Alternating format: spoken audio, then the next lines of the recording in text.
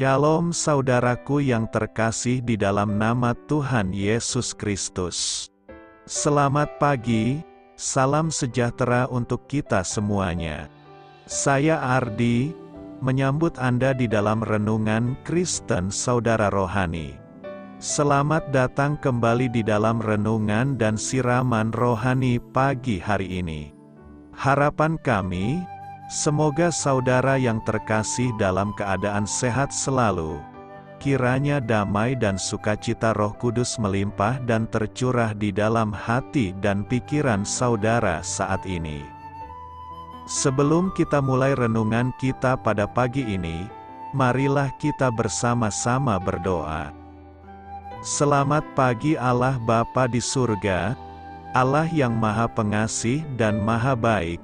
Terima kasih untuk penjagaan-Mu semalaman sehingga kami bisa tidur dengan nyenyak.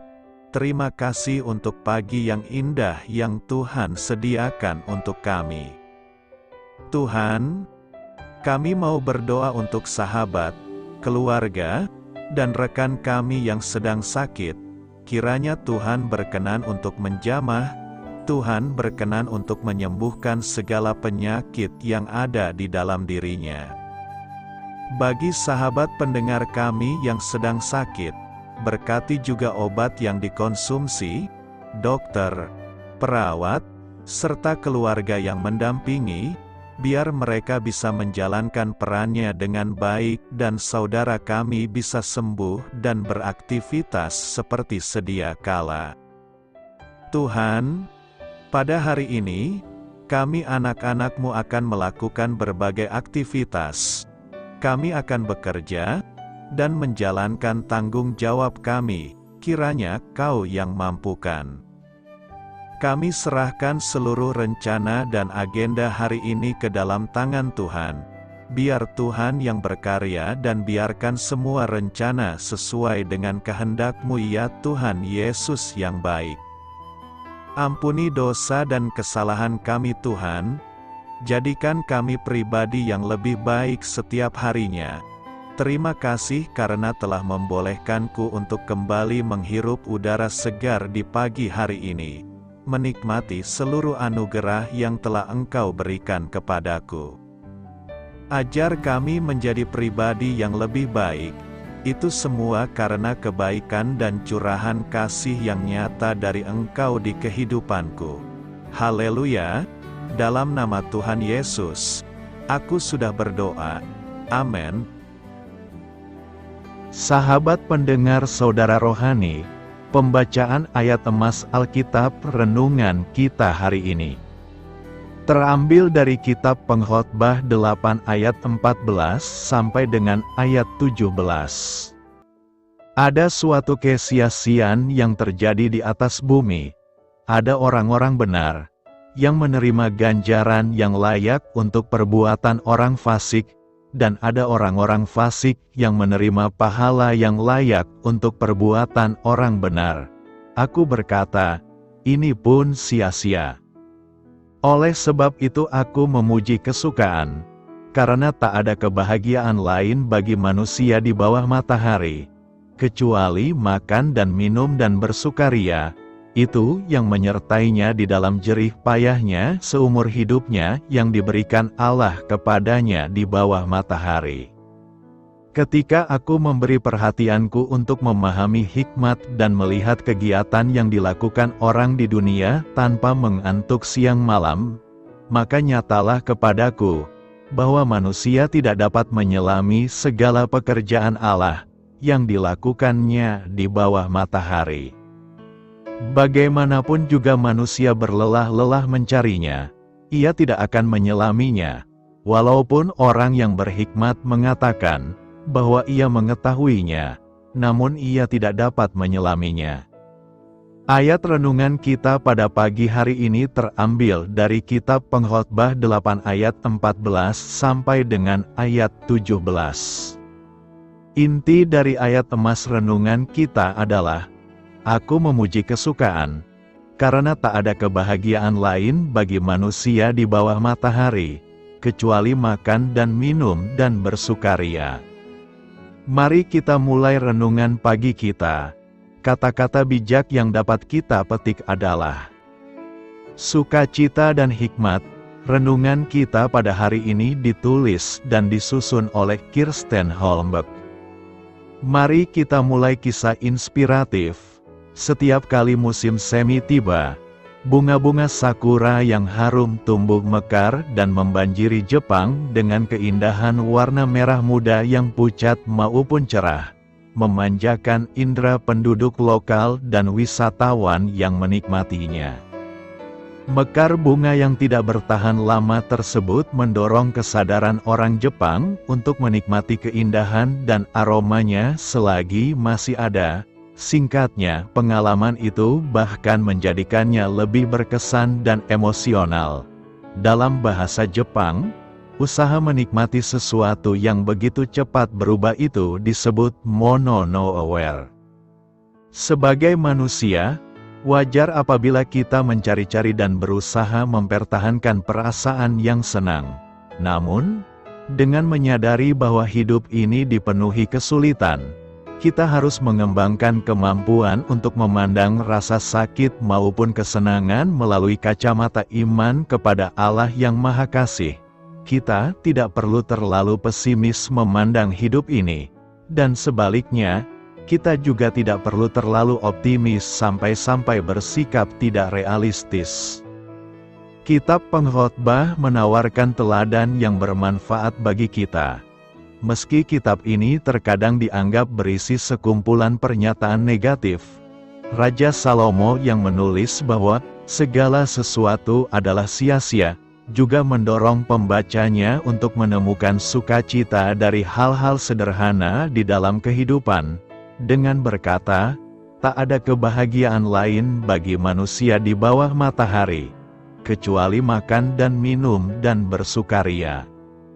Sukacita akan dialami ketika kita meminta Allah memampukan kita, memahami hikmat, dan belajar untuk mengamati segala pekerjaan Allah, di masa suka maupun duka, dalam kesadaran bahwa kedua masa itu selalu hadir bergantian di dunia ini. Marilah kita renungkan di dalam hati kita, musim seperti apa yang sedang Anda alami saat ini? Bagaimana Anda dapat menemukan sukacita di dalamnya?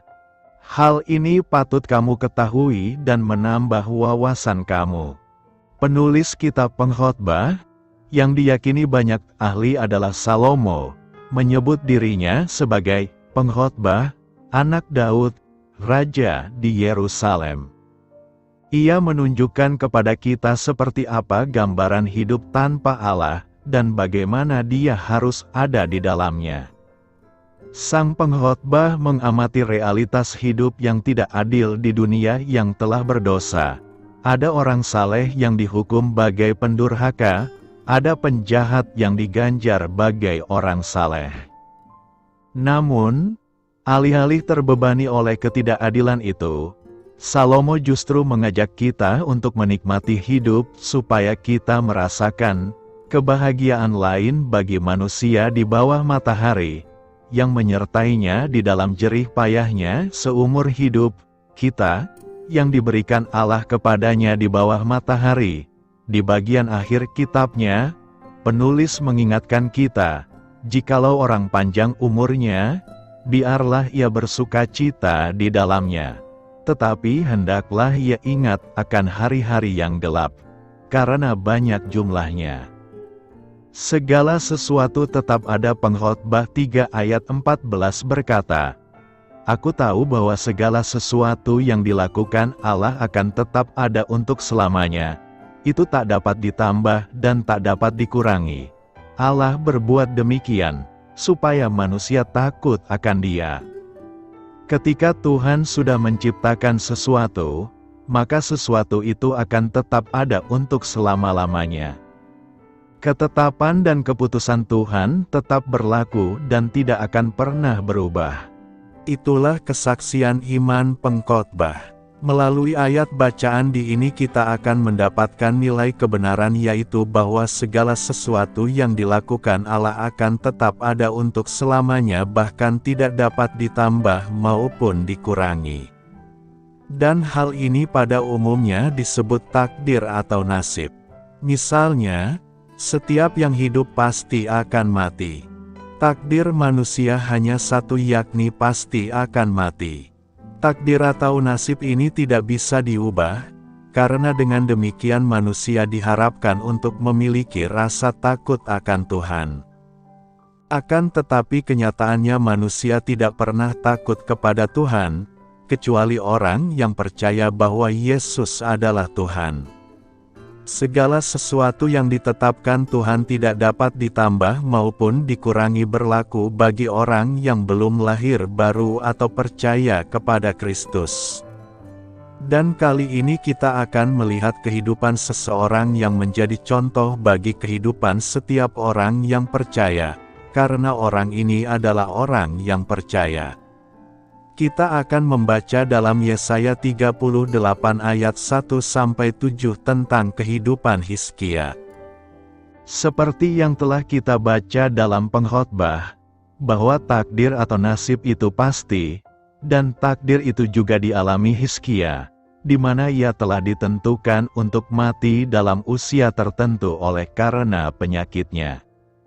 Saat itu Hizkia tidak putus asa dalam menghadapi persoalan, walaupun persoalan ini sangat serius, yaitu menyangkut hidup Hizkia yang tidak lama lagi. Hizkia benar-benar memegang janji Tuhan, seperti yang tertulis dalam Matius 7 ayat 7-11. Akhirnya Hizkia berdoa, "Ya Tuhan, Engkau telah melihat kesetiaanku dalam beribadah kepadamu," maka menangislah ia dengan sangat. Dan dalam waktu yang singkat Tuhan menjawab doa Hizkia, sehingga Tuhan menambahkan umur Hizkia 15 tahun lagi. Hizkia memerintah pada tahun 716 sampai 687 sebelum Masehi. Melalui kisah ini kita diingatkan tentang firman Tuhan yang berkata, "Doa orang yang benar, bila dengan yakin didoakan, sangat besar kuasanya." Jadi, di sini kita temukan ada suatu perbedaan antara anak Tuhan dengan orang dunia. Kalau anak Tuhan, nasib atau takdir itu bisa berubah, sedangkan orang dunia tidak bisa berubah. Kisah Hizkia ini ditulis oleh Nabi Yesaya maupun oleh riwayat raja-raja atau para sejarawan, karena peristiwa ini sangat penting, di mana kisah hidup Hizkia telah menjadi contoh bagi orang lain, termasuk orang yang belum mengenal Tuhan. Ternyata apa yang dialami oleh Hizkia telah membawa dampak yang luar biasa, di mana dari negara luar pun ingin tahu apa yang membuat Hizkia sampai mengalami hal yang demikian. Namun kenyataannya Hizkia tidak bersaksi atas kuasa Tuhan yang dia alami. Justru dia hanya memamerkan atau menunjukkan segala harta kekayaannya dengan sikap angkuh, maka terjadilah sesuatu yang tidak pernah ia bayangkan, di mana firman Tuhan menegurnya, "Sesungguhnya, suatu masa akan datang, bahwa segala yang ada dalam istanamu dan yang disimpan oleh nenek moyangmu sampai hari ini akan diangkut ke Babel. Tidak ada barang yang akan ditinggalkan. Demikianlah firman Tuhan. Dan dari keturunanmu yang akan kau peroleh, akan diambil orang untuk menjadi sida-sida di istana Raja Babel." Melalui uraian di atas biarlah boleh menjadi suatu pelajaran atau pemahaman dalam kehidupan kita, bahwa segala sesuatu dapat berubah, karena bagi Tuhan tidak ada sesuatu yang mustahil. Selama kita mencari Tuhan, maka kasih setia Tuhan akan menyertai kita. Walaupun kita tidak tahu maksud Allah, tetapi Ia berjanji bahwa apabila kita hidup dalam kebenaran, maka segala sesuatu yang kita kerjakan pasti akan berhasil, karena segala sesuatu indah pada waktunya, waktu Tuhan, dan di dalamnya terkandung kekekalan. Dan sebagai peringatan, janganlah kita menunggu persoalan datang baru kita mulai bertobat, Tetapi selama ada kesempatan biarlah kita gunakan semaksimal mungkin untuk kemuliaan nama Tuhan. Karena itu, tetaplah hidup bersama Tuhan agar Tuhan yang mengatur segala sesuatu yang terbaik bagi kita. Kebijaksanaan hidup. Pengkhotbah 7 ayat 14 berkata, "Pada hari mujur bergembiralah, tetapi pada hari malang ingatlah, bahwa hari malang ini pun dijadikan Allah seperti juga hari mujur, supaya manusia tidak dapat menemukan sesuatu mengenai masa depannya." Nas hari ini mengandung makna yang dalam dan mengajarkan tentang kebijaksanaan hidup. Ayat ini mengajarkan bahwa dalam hidup akan ada hari-hari yang baik, hari mujur, dan juga hari-hari yang buruk, hari malang. Ini adalah bagian alami dari pengalaman manusia. Ketika seseorang mengalami kesuksesan atau kebahagiaan dalam hidupnya, disarankan untuk bersukacita dan bersyukur atas berkat tersebut. Ini mengajarkan pentingnya merayakan momen-momen kebahagiaan dalam hidup.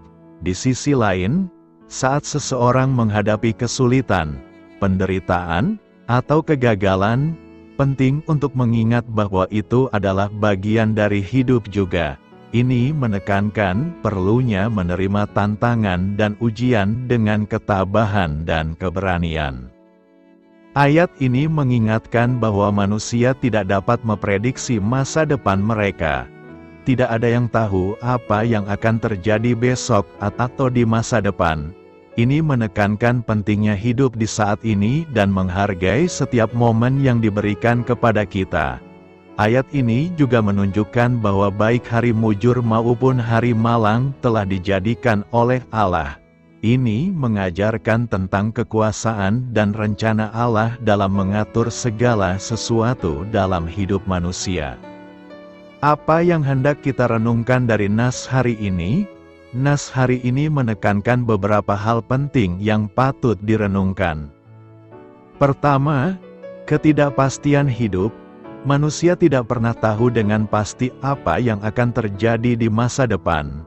Ada hari-hari yang penuh dengan kebahagiaan dan kesuksesan, tetapi juga ada hari-hari yang penuh dengan penderitaan dan kesulitan. Hal ini menggarisbawahi bahwa hidup itu penuh dengan ketidakpastian, dan kita harus siap menerima tantangan yang mungkin terjadi. Kedua, perspektif tentang kesulitan. Saat menghadapi hari malang, kita diingatkan untuk tetap mengingat bahwa Allah juga menciptakan hari itu. Ini mengajarkan kita untuk tidak menyalahkan Allah atau keadaan atas kesulitan yang kita alami, tetapi untuk menerima dan menghadapinya dengan bijaksana. Ketiga, kesadaran akan rencana Allah. Pernyataan ini menunjukkan kepercayaan pada rencana Allah yang lebih besar. Baik dalam keberhasilan maupun kegagalan, kita harus menyadari bahwa semuanya merupakan bagian dari rencana Allah untuk kita. Ini menekankan pentingnya percaya pada rencananya dan menerima apapun yang Dia berikan kepada kita. Keempat, kesempatan untuk bertumbuh. Meskipun hari-hari yang sulit mungkin tampak tidak menyenangkan, mereka juga bisa menjadi kesempatan bagi kita untuk tumbuh dan berkembang sebagai individu.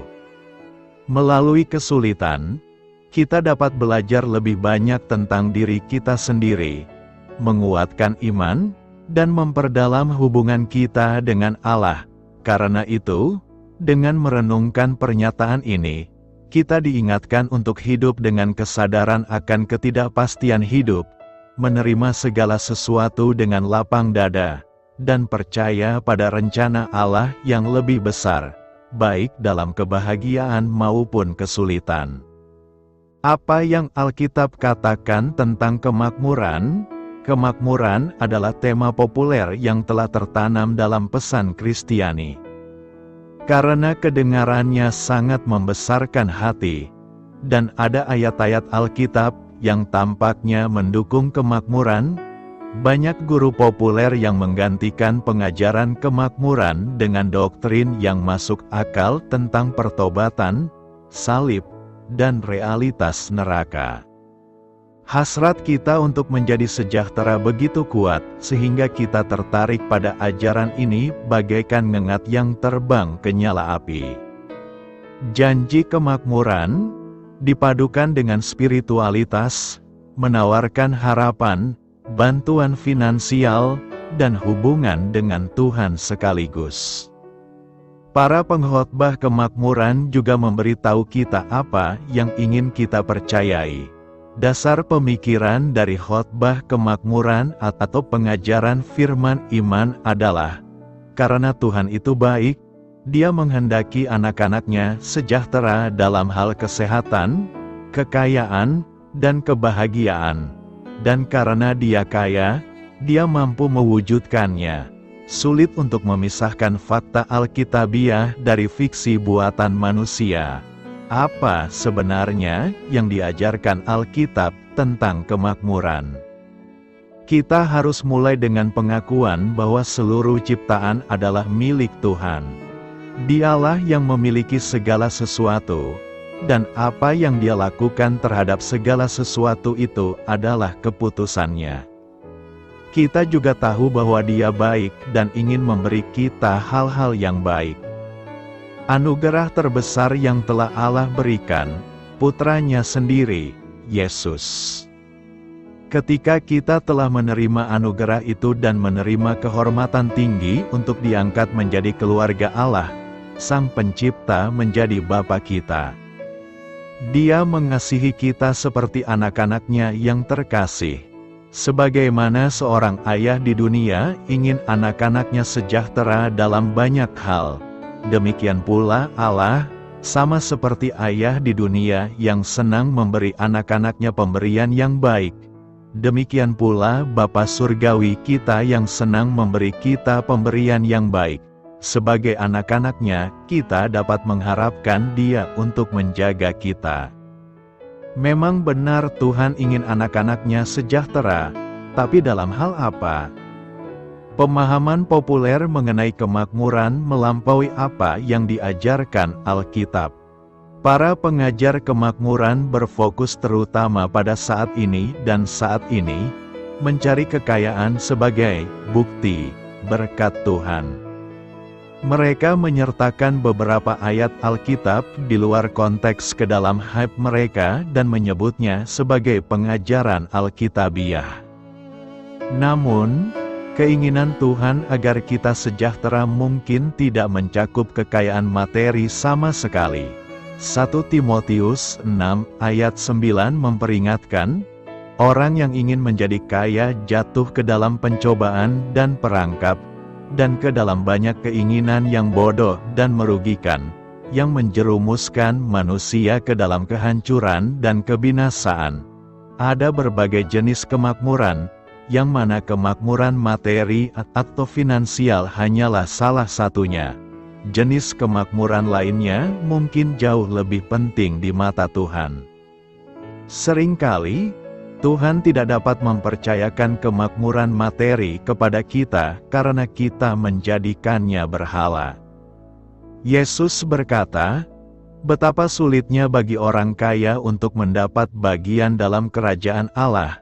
Kekayaan dengan cepat menguasai kita dan menjanjikan keamanan yang tidak dapat diberikannya. Kesejahteraan dapat menjadi pengganti tujuan sebenarnya dalam mengejar Tuhan dan kebenarannya.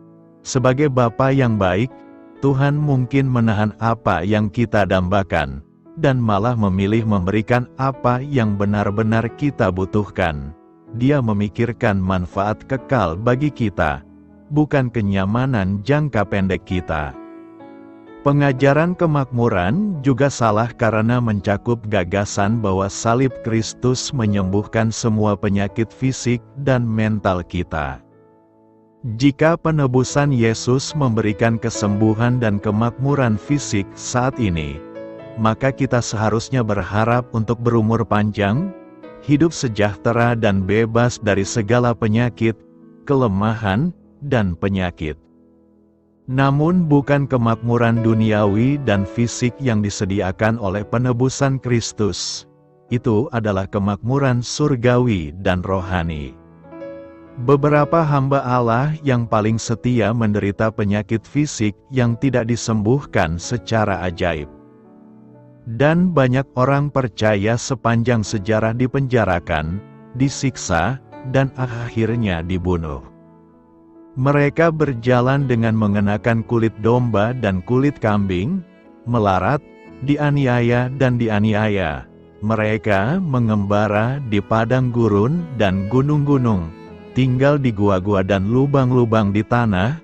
Gereja mula-mula tidak tahu apa-apa tentang ajaran kemakmuran yang populer saat ini. Mereka mungkin tidak makmur dalam kekayaan dan tanah, namun mereka makmur dalam kemurahan hati, dalam kasih, dan dalam persekutuan dengan Kristus dan satu sama lain. Cita-cita Tuhan bagi dunia ini adalah kesempurnaan. Dia menciptakannya dengan sempurna, menginginkan agar kita menikmati kehidupan yang sempurna dan persekutuan yang sempurna dengannya, dan menginginkan agar kemakmuran menjadi cara hidup. Namun dosa merusak rencana yang sempurna itu, dan sekarang kemakmuran, kesehatan, dan kehidupan yang bebas dari masalah adalah hal yang mustahil bagi banyak orang dan hanya akan berlalu begitu saja. Allah memang menawarkan kesejahteraan kepada kita yang tidak bisa dijelaskan. Namun hal itu mungkin tidak akan terjadi selama kita tinggal di bumi dalam waktu yang singkat.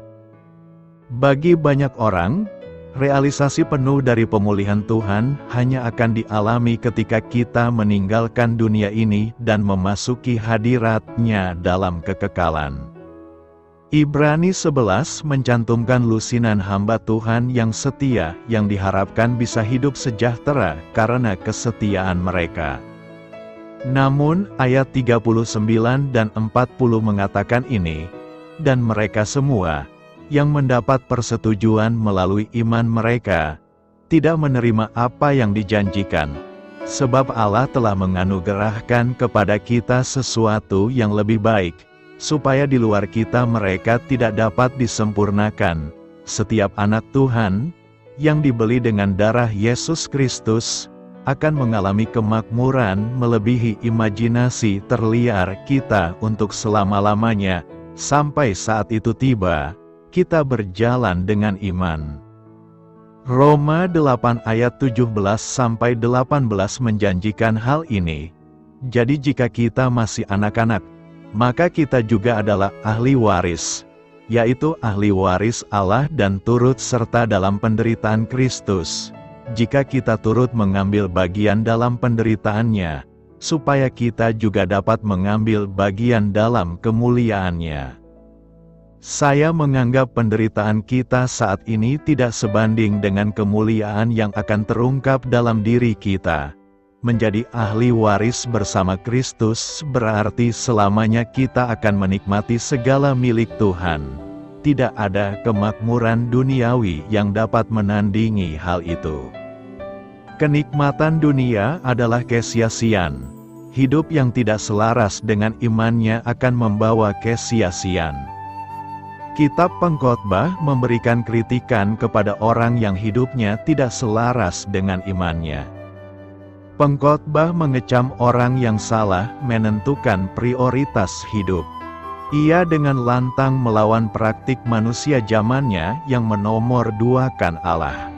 Lebih sadis lagi, kalau orang mulai mengklaim dirinya sama seperti Allah, atau menggantikan Allah dengan Allah-Allah lain.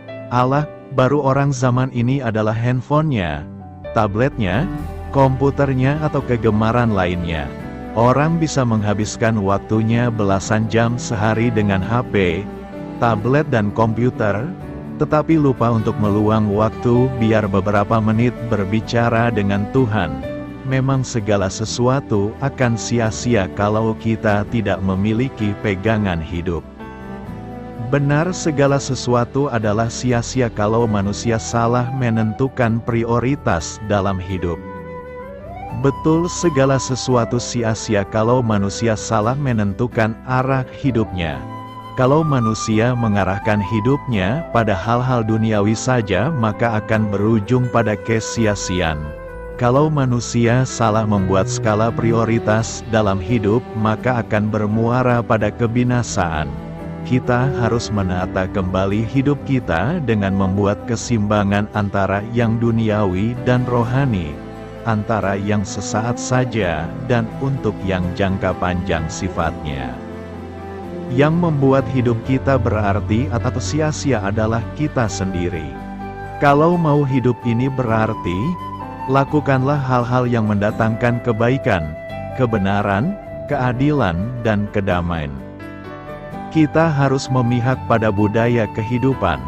Budaya kehidupan adalah membiasakan segala sesuatu yang baik, kerja keras, komitmen dan fokus pada hal-hal yang positif, mengapresiasi hal-hal baik yang orang lain lakukan, meningkatkan efektivitas dan efisiensi dari segala sesuatu yang kita lakukan setiap hari. Di atas semuanya itu, jangan pernah melupakan Tuhan, memohon berkat dan penyertaan-Nya. Beralasan sekali kalau kitab Pengkhotbah mengatakan, segala sesuatu sia-sia belaka. Apakah faedah yang diperoleh orang dari segala usaha yang dilakukannya dengan jerih payah di bawah matahari, kalau semuanya itu tidak diarahkan kepada sukacita dan kedamaian dalam hidup? Yang sia-sia adalah yang tidak didasarkan pada ketulusan dan kerendahan hati, kemurnian dan kepolosan iman, keterbukaan dan saling pengertian, yang tidak terarah kepada kepentingan bersama dan kepada keluhuran dan kemuliaan Allah. Jika kita teliti pericope khotbah minggu ini, maka kita akan melihat hidup kesia-siaan yang dituliskan oleh penulis kitab Pengkhotbah ini, yakni mendirikan rumah-rumah dan menanami dan mengusahakan kebun-kebun dengan rupa pohon-pohon, menggali kolam-kolam untuk mengairi pohon-pohon, membeli budak-budak laki-laki dan perempuan, mengumpulkan perak dan emas, mengumpulkan harta benda raja-raja, mencari biduan-biduan dan biduanita-biduanita, serta gundik. Tidak merintangi mata dari apapun yang dikehendakinya. Hal-hal yang diraih di atas menjadi sia-sia absen dalam hidup seseorang. Ketulusan dan kerendahan hati, kemurnian dan kepolosan iman, keterbukaan dan saling pengertian, agar kita tidak masuk dalam kategori yang sia-sia di bawah kolong langit ini. Maka mari kita hidup sesuai dengan ketulusan, kerendahan hati, kemurnian dan kepolosan iman, sesuai dengan kekayaan batiniah yang terarah kepada kepentingan bersama dan demi keluhuran dan kemuliaan Allah. Kita telah dibangkitkan Kristus dari keterpurukan dosa, berkat kematian dan kebangkitannya. Karena itu pikirkan perkara yang di atas, di mana Kristus berada, duduk di sebelah kanan Allah. Hal-hal inilah yang membuat hidup kita bermakna. Dengannya, kita menolak kesia-siaan yang dikritikan oleh kitab Pengkhotbah kepada para pendengarnya. Kesia-siaan yang dibahasakan oleh kitab Pengkhotbah diperjelas oleh Paulus. Dalam suratnya kepada orang di Kolose, ia memberi penegasan serta contoh-contoh yang jelas. Menurutnya yang sia-sia itu adalah hidup yang terarah pada hal-hal duniawi, mendewakan kenikmatan dunia, percabulan, kenajisan, hawa nafsu jahat, keserakahan dan penyembahan berhala. Dusta, pengotak-gotakan orang Yahudi, orang budak, merdeka. Singkatnya semua yang buruk dan jahat, itulah yang membuat manusia menjadi makhluk yang sia-sia. Kenakan hidup Kristus supaya kita selamat. Timbul pertanyaan kita sekarang, bagaimanakah seorang dapat melawan kenikmatan kesia-siaan? Ada beberapa strategi yang boleh kita lakukan, yakni Pertama, lakukanlah segala perbuatan baik dengan ketulusan dan kerendahan hati, kemurnian dan kepolosan iman, keterbukaan dan saling pengertian. Apabila seorang melakukan suatu perbuatan baik karena hasrat untuk dipuji, maka perbuatan tersebut kehilangan nilainya di mata Tuhan. Apabila engkau memberi sedekah, janganlah engkau mencanangkan hal itu, seperti yang dilakukan orang munafik di rumah-rumah ibadat dan di lorong-lorong, supaya mereka dipuji orang. Aku berkata kepadamu, sesungguhnya mereka sudah mendapat upahnya. Kuncinya adalah melakukan perbuatan-perbuatan cinta kasih yang tersembunyi, yang dilihat hanya oleh Allah saja. Ini membangun keakraban dengan Allah dan menanamkan dalam diri kita suatu keacuhan yang sehat terhadap pujian dunia. Kedua, lakukanlah segala sesuatu seolah-olah untuk Tuhan. Strategi lain dalam melawan kesia-siaan adalah menanamkan kasih kepada Tuhan dalam diri orang-orang lain.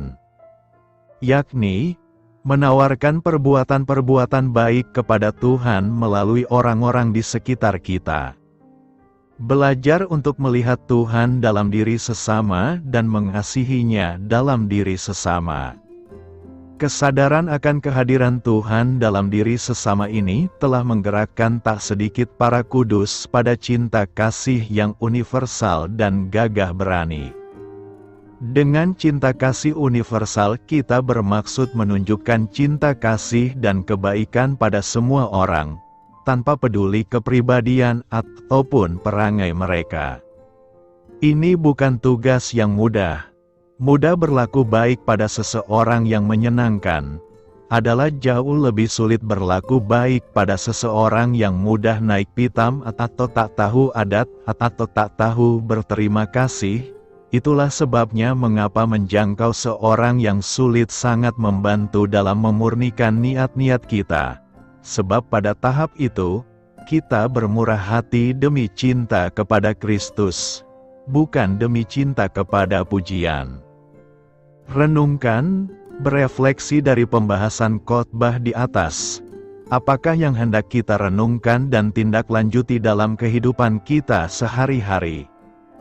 Pertama, jika kita hendak melakukan segala sesuatu, lakukanlah dengan ketulusan dan kerendahan hati, kemurnian dan kepolosan iman, keterbukaan dan saling pengertian.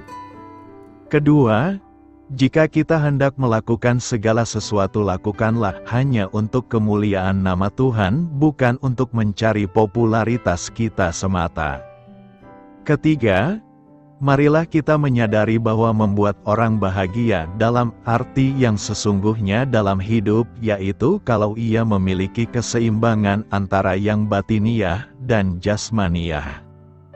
Orang yang tidak timpang hidup rohani dan hidup jasmaninya, mereka itulah yang memiliki kedamaian dan sukacita yang sejati dalam hidup. Orang yang kaya batinnya, pasti selalu dipenuhi dengan sukacita dan damai. Orang yang kaya secara materi belum tentu mengalami kegembiraan dan kedamaian karena selalu dikejar oleh bayang-bayang kekayaannya. Di mana hartamu berada, di situ hatimu berada. Karena itu, lawanlah hidup kenikmatan dunia yang sia-sia dengan tindakan yang berkenan bagi Tuhan. Ringkasan Kitab Pengkhotbah. Penulis, Kitab Pengkhotbah tidak secara langsung mengidentifikasi penulisnya. Ada beberapa ayat yang menyiratkan bahwa Salomo menulis kitab ini. Ada beberapa petunjuk dalam konteksnya yang mungkin menunjukkan bahwa ada orang lain yang menulis kitab tersebut setelah kematian Salomo, mungkin beberapa ratus tahun kemudian. Namun, kepercayaan konvensional menyatakan bahwa penulisnya memang Salomo. Artikel selengkapnya, siapa yang menulis Kitab Pengkhotbah? Siapa penulis Kitab Pengkhotbah? Tanggal penulisan, Pemerintahan Salomo sebagai Raja Israel berlangsung dari sekitar tahun 970 sebelum Masehi sampai sekitar tahun 930 sebelum Masehi. Kitab Pengkhotbah kemungkinan besar ditulis menjelang akhir masa pemerintahannya, kira-kira tahun 935 sebelum Masehi. Tujuan penulisan Pengkhotbah adalah kitab perspektif. Narasi sang pengkhotbah atau sang guru mengungkapkan depresi yang pasti diakibatkan oleh pencarian kebahagiaan dalam hal-hal duniawi. Buku ini memberikan kesempatan bagi umat Kristiani untuk melihat dunia melalui sudut pandang seseorang yang, meskipun sangat bijak, mencoba menemukan makna dalam hal-hal yang bersifat sementara dan manusiawi. Hampir setiap bentuk kesenangan duniawi dieksplorasi oleh sang pengkhotbah, dan tidak ada satupun yang memberinya makna. Pada akhirnya, pengkhotbah menerima bahwa iman kepada Tuhan adalah satu-satunya cara untuk menemukan makna pribadi. Dia memutuskan untuk menerima kenyataan bahwa hidup ini singkat dan pada akhirnya tidak berharga tanpa Tuhan. Pengkhotbah menyarankan pembaca untuk fokus pada Tuhan yang kekal daripada kesenangan sementara. Ayat kunci, Pengkhotbah 1 ayat 2, kesia-sian di atas kesia-sian. Kata pengkhotbah, kesia-sian di atas kesia-sian. Segala sesuatu adalah kesia-sian. Pengkhotbah 1 ayat 18. Sebab dengan banyak hikmah timbul banyak duka cita, semakin banyak pengetahuan, semakin banyak kesedihan. Pengkhotbah 2 ayat 11. Tetapi ketika aku mengamati segala yang telah dilakukan tanganku dan apa yang telah kuusahakan dengan susah payah, maka segala sesuatu itu sia-sia, bagaikan usaha menjaring angin, tidak ada keuntungan apapun di bawah matahari. Pengkhotbah 12 ayat 1. Ingatlah penciptamu pada masa mudamu, sebelum datangnya hari-hari kesukaran dan mendekatnya tahun-tahun di mana kamu berkata, aku tidak menyukainya. Pengkhotbah 12 ayat 13. Sekarang semua sudah telah didengar. Inilah kesimpulan dari perkara ini. Takutlah akan Allah dan patuhi perintah-perintahnya, sebab inilah seluruh kewajiban manusia. Ringkasan singkat, dua frasa sering diulang dalam pengkhotbah. Kata yang diterjemahkan sebagai kesia-sian dan tidak berarti sering muncul dan digunakan untuk menekankan sifat sementara dari hal-hal duniawi. Pencapaian manusia yang paling mengesankan akan ditinggalkan. Ungkapan di bawah matahari muncul sebanyak 28 kali, dan mengacu pada dunia fana, ketika pengkhotbah mengacu pada segala sesuatu di bawah matahari. Yang dia maksud adalah hal-hal yang bersifat duniawi, sementara, dan manusiawi. 7 pasal pertama kitab Pengkhotbah menggambarkan semua hal duniawi, di bawah matahari, yang ingin dipenuhi oleh pengkhotbah. Ia mencoba penemuan ilmiah, kebijaksanaan dan filsafat, kegembiraan, alkohol, arsitektur, properti, dan kemewahan, menemukan makna, seperti materialisme, dan bahkan kode moral. Ia menemukan bahwa segala sesuatu tidak ada artinya, hanya pengalihan sementara yang, tanpa Tuhan, tidak memiliki tujuan atau umur panjang. Pengkhotbah pasal 8-12 menggambarkan saran dan komentar pengkhotbah tentang bagaimana kehidupan harus dijalani. Dia sampai pada kesimpulan bahwa tanpa Tuhan, tidak ada kebenaran atau makna hidup. Dia telah melihat banyak kejahatan dan menyadari bahwa pencapaian terbaik manusia pun tidak ada artinya dalam jangka panjang. Maka ia menasihati pembaca untuk mengakui Tuhan sejak muda dan mengikuti kehendak-Nya. Untuk semua kesia-siaan yang dijelaskan dalam kitab Pengkhotbah, jawabannya adalah Kristus. Menurut Pengkhotbah 3 ayat 17, Allah menghakimi orang benar dan orang jahat, dan orang benar hanyalah mereka yang ada di dalam Kristus.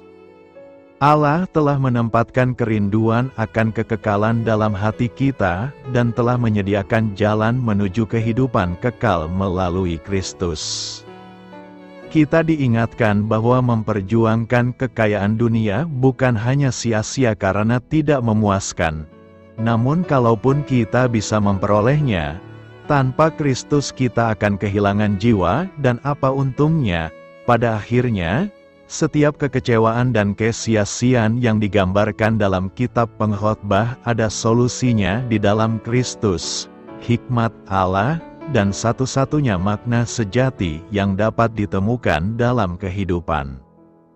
Pengkhotbah menawarkan kesempatan kepada umat Kristiani untuk memahami kekosongan dan keputusasaan yang dihadapi oleh mereka yang tidak mengenal Tuhan. Mereka yang tidak memiliki iman yang menyelamatkan di dalam Kristus dihadapkan pada kehidupan yang pada akhirnya akan berakhir dan menjadi tidak relevan lagi. Jika tidak ada keselamatan, dan tidak ada Tuhan, maka kehidupan tidak ada gunanya, tetapi juga tidak ada tujuan dan arah menuju kehidupan itu. Dunia, di bawah matahari, yang terpisah dari Allah, adalah dunia yang membuat frustrasi, kejam, tidak adil, singkat, dan sama sekali tidak ada artinya. Namun bersama Kristus, kehidupan hanyalah bayangan kemuliaan yang akan datang di surga yang hanya dapat dicapai melalui Dia. Doa saya menyertai saudara sekalian. Marilah kita menyampaikan doa syafaat. Ya Bapa, terima kasih, karena Engkaulah sumber keindahan dan sukacita dalam hidupku. Amin. Sampaikan harapan dan permintaan saudara kepada Tuhan.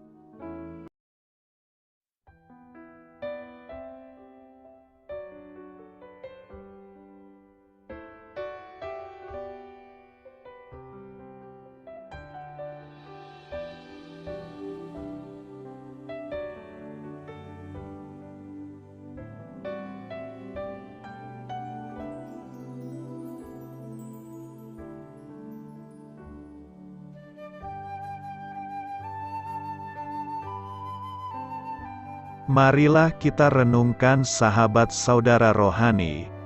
Demikianlah renungan firman Tuhan pagi hari ini. Semoga menjadi berkat dalam hidup kita. Dan sebelum kita memulai segala aktivitas kita pagi hari ini, marilah kita berdoa. Selamat pagi Bapa, malam hari telah berganti pagi. Kehidupan baru telah Engkau berikan kembali bagi kami. Bapa Surgawi, tolonglah aku menyadari kebutuhan orang lain, supaya aku dapat membagikan apa yang telah Engkau berikan kepadaku. Pada saat aku membutuhkan, berilah aku keyakinan bahwa Engkau akan mencukupkanku, melalui orang-orang yang mengasihi-Mu, bukan karena kami pantas atau layak, namun karena kasih karunia-Mu kami boleh ada, sebagaimana kami ada di pagi hari ini. Terima kasih Tuhan, atas kesempatan baru yang telah Tuhan berikan kepada kami, untuk bisa memperbaiki diri agar kami bisa lebih layak di hadapan-Mu. Hari ini kami serahkan semua perkara dan kesulitan yang akan kami lalui ke dalam tangan-Mu. Biarkanlah kami bisa memuliakan-Mu dalam segala aktivitas yang akan kami lakukan. Amin. Biarlah firman Tuhan menjadi pengingat untuk kita semua, bahwa tuntunan dari Roh Kudus akan selalu memberi jalan keluar bagi setiap permasalahan hidup kita, dan memberi kedamaian di hati kita, Sampai jumpa di renungan pagi saudara rohani berikutnya. Kiranya Tuhan selalu memberkati saudara semua hari ini. Amin. Shalom.